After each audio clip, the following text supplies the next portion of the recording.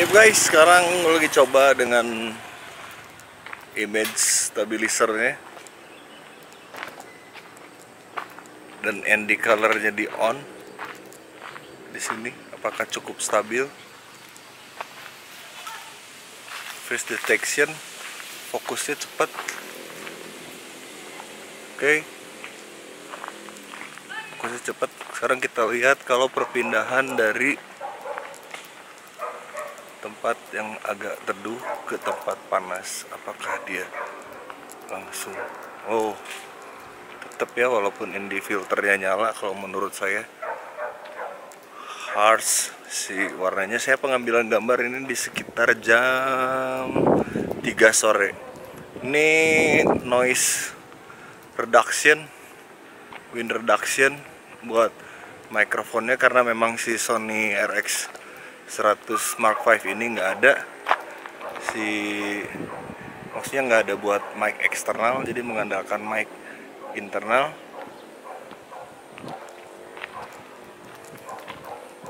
Apakah menurut teman-teman? Ya, ada bintang tamu. Ya guys, Apakah menurut teman-teman si suaranya terdengar jelas? Tapi di sini memang nggak terlalu berangin gitu ya. Cuman nggak pakai mic eksternal. Apakah jelas? Saudaranya nanti bisa kasih masukan di kolom komen dan share. Oke guys, peace.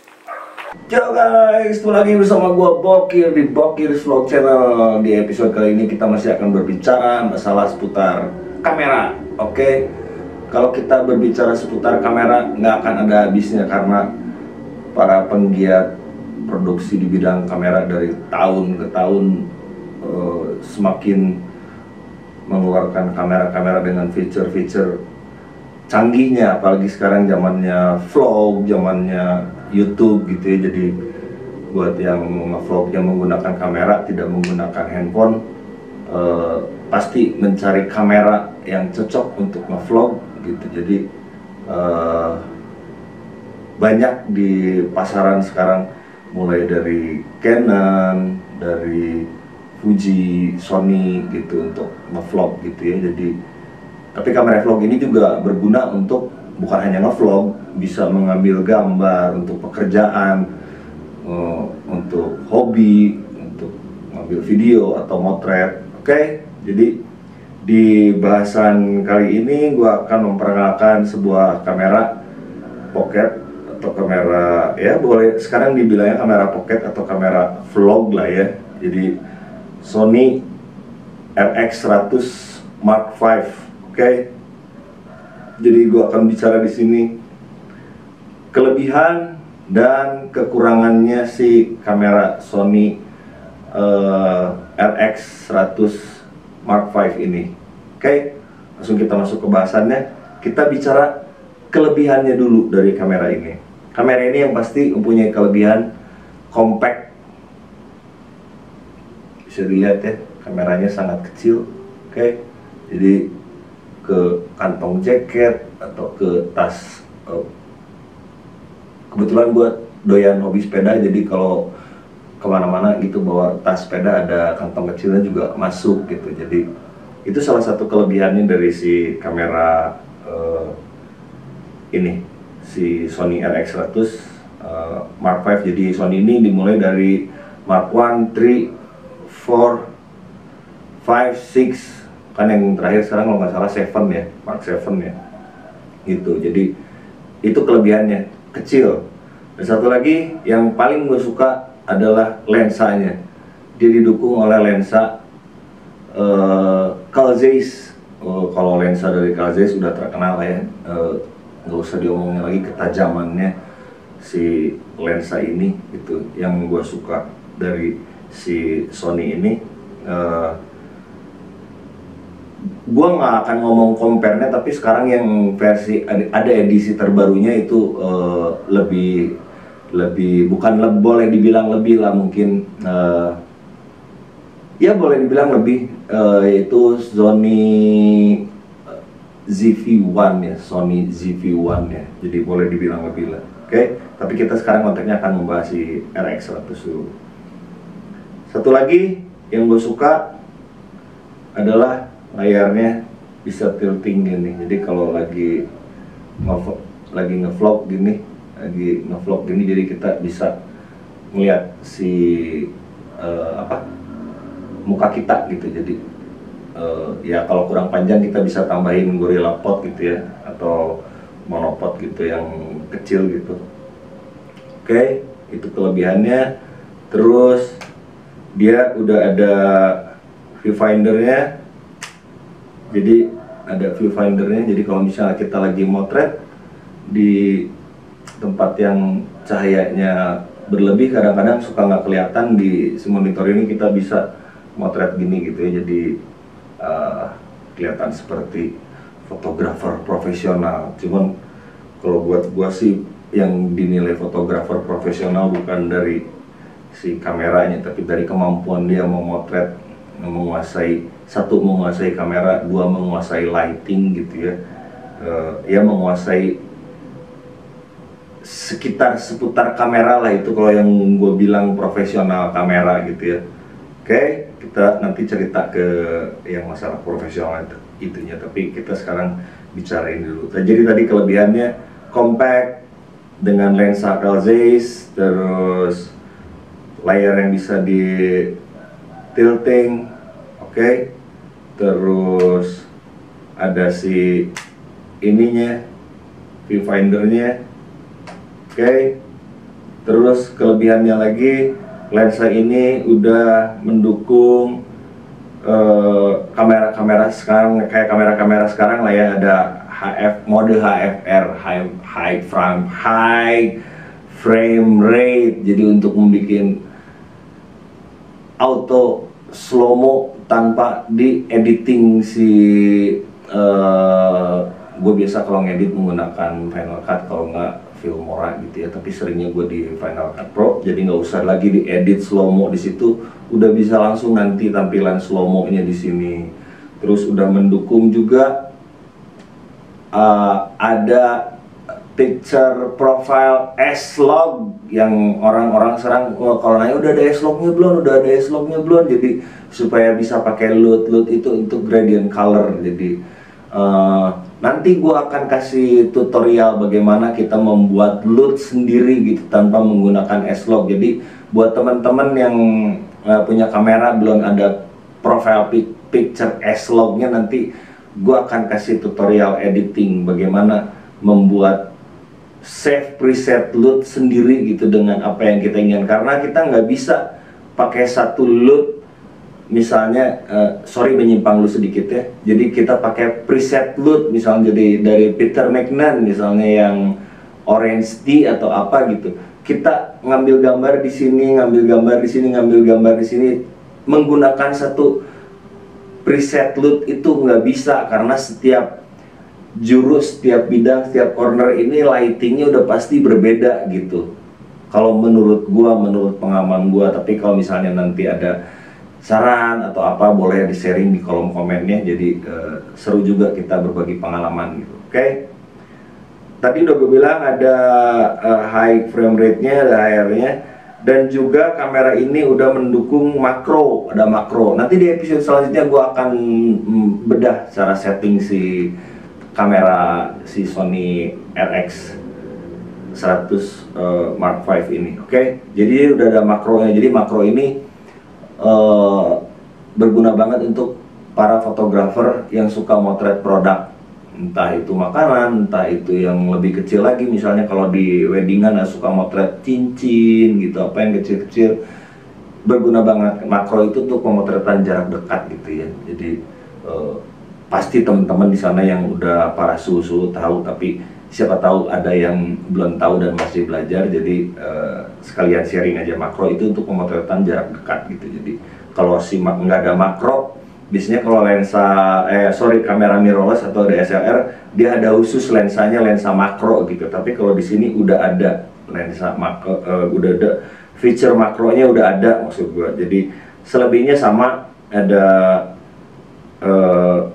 manual focus, ada speed, ada aperture, ada speed, ada auto, ada mode panorama. Ini yang udah umum lah di kamera ada gitu ya, gitu. Jadi udah umum. Terus kalau feature belakangnya hampir sama sih. Gua pakai juga Sony mirrorless Alpha 7 Mark II ada gitu. Tapi ini sangat membantu banget buat gua untuk kalau gua pergi kemana-mana gitu dengan ini, atau mau ke mall pun atau kemana gitu. Sekarang kita mau ngevlog atau bikin gambar yang sinematik kadang-kadang, karena memang motret dan membuat video selain hobi adalah pekerjaan buat gua. Jadi memang pekerjaan utama gua adalah memotret dan video gitu, bikin sebuah ini, ya boleh weddingan, produk atau fotografi sport gitu. Jadi ya namanya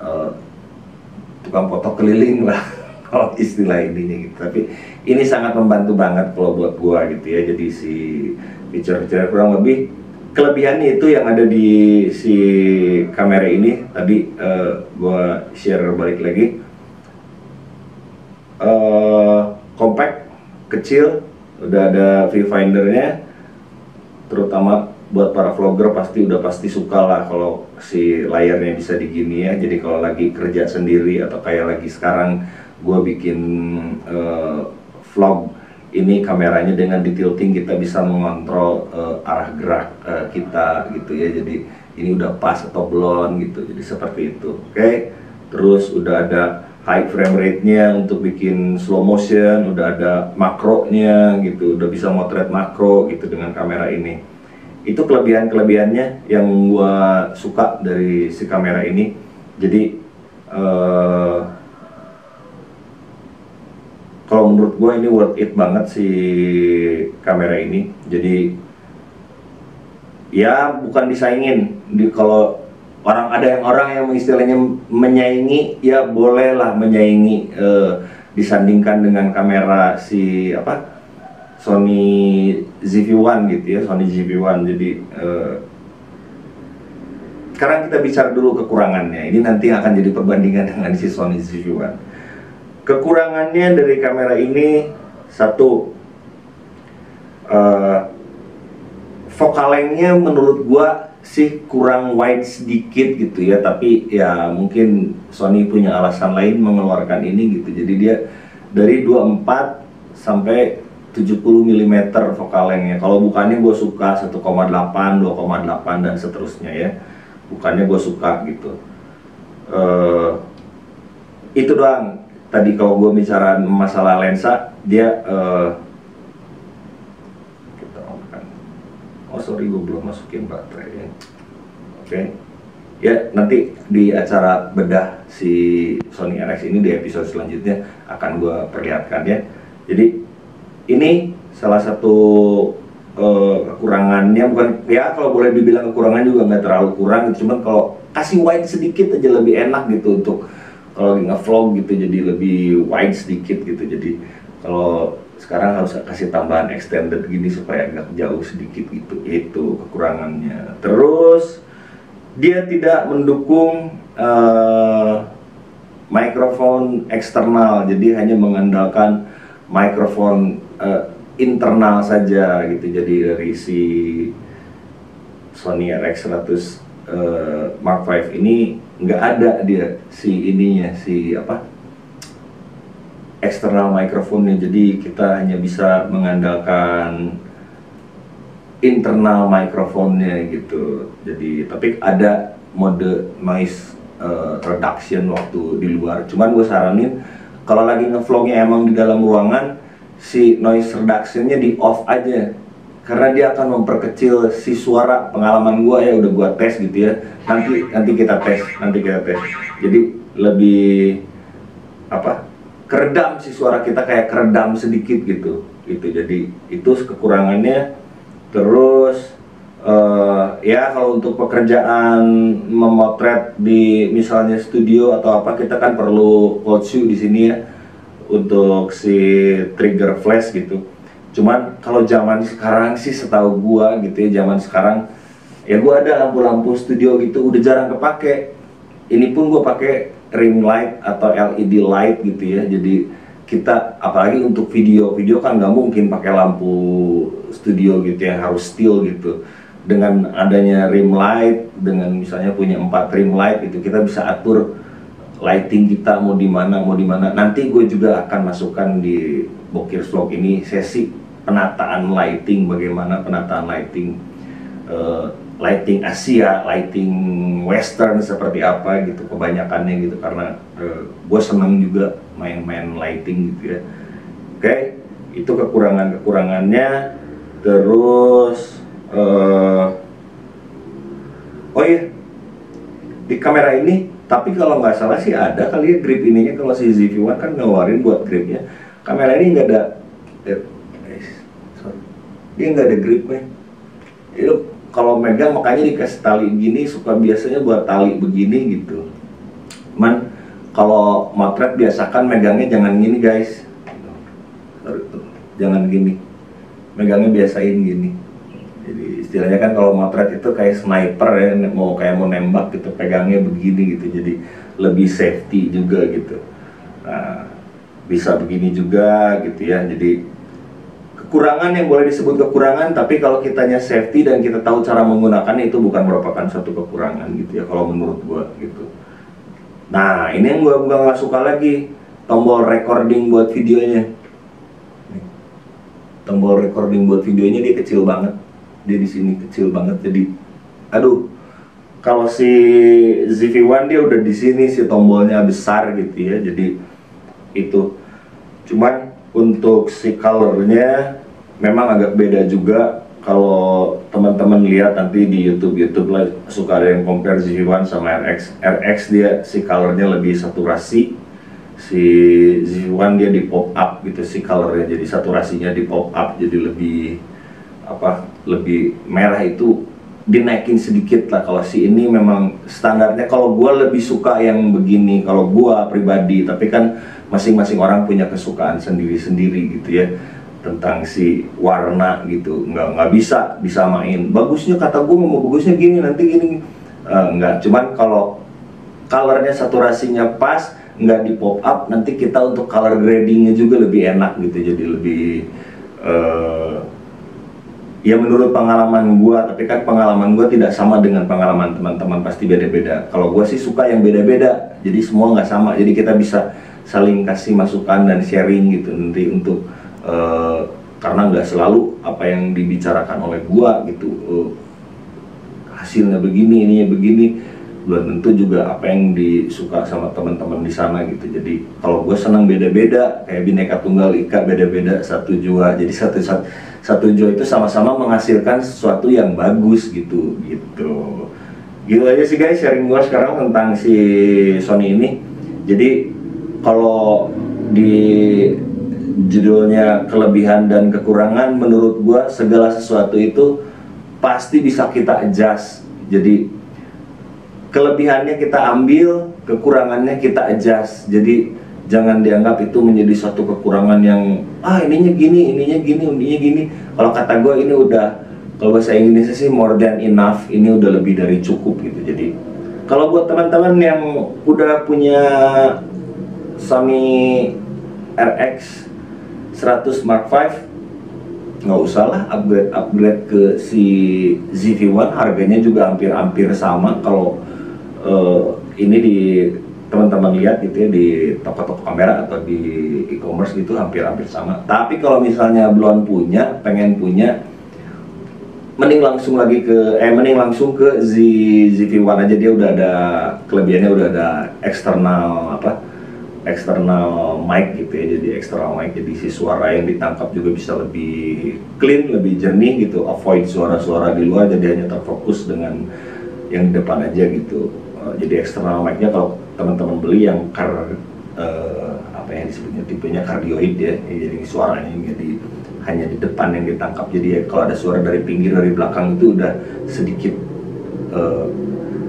tidak masuk gitu. Jadi kalau pakai si internal kamera, kadang-kadang suara dari luar masih pada masuk. Jadi kalau ngevlog, apalagi ngevlognya di luar, suaranya mungkin jadi agak terganggu gitu ya. Oke, segitu aja dulu review gua. Nanti akan gua iniin di review kameranya. Waktu gua jalan-jalan kemarin sedikit ngetes bagaimana. Dia udah ada image stabilizer-nya di sini, udah ada. Oh iya, tadi kelebihannya gua kurang tambahin. Dia udah ada image stabilizer, udah ada ND filter. Jadi kalau teman-teman lagi di tempat yang bright gitu, ND filternya dijalanin jadi dia meredam sedikit gitu. Jadi si cahayanya jadi pas, nggak terlalu overcast gitu ya. Cuman yang gua tangkap kemarin waktu dari tempat teduh ke tempat panas, walaupun ND filternya dinyalain, tetap aja harsh si ininya, si lightingnya gitu ya. Jadi kalau misalnya memang mau dipanas, jangan yang langsung pindah ke gradasi tempat teduh langsung ke tempat yang panas gitu. Wah, langsung dia ngerubah banget gitu. Oke? Jadi kalau misalnya tempat panas gitu, si ND-nya jadi stabil gitu, ngasih ininya. Terus auto trackingnya si ini udah bagus banget, si Sony RX100 fast, sangat cepat si auto trackingnya. Jadi waktu kita ganti-ganti, misalnya buat teman-teman yang suka buat produk apa-apa gitu, kalau lagi ngomong gini produknya, dia langsung kasih produknya, lepasin produknya, langsung ngedetect muka kita lagi gitu. Oke? Jadi di sesi kali ini gue nggak akan ngebahas dalamannya dulu. Nanti di sesi selanjutnya bedah si RX100 ini, teman-teman bisa lihat menu-menunya sekalian. Gue nanti akan memperlihatkan. Banyak yang bingung soalnya di pengaturan HFR, high frame rate-nya. Jadi ada yang start trigger dan end trigger. Nanti tunggu di episode selanjutnya. Oke, pantangin terus si Bokir Vlog. Kalau suka dengan channel ini, di like, share, and subscribe supaya channel Bokir Vlog ini kedepannya boleh lebih maju lagi bersama teman-teman sekalian. Oke, gitu aja dulu. Sampai jumpa and bye.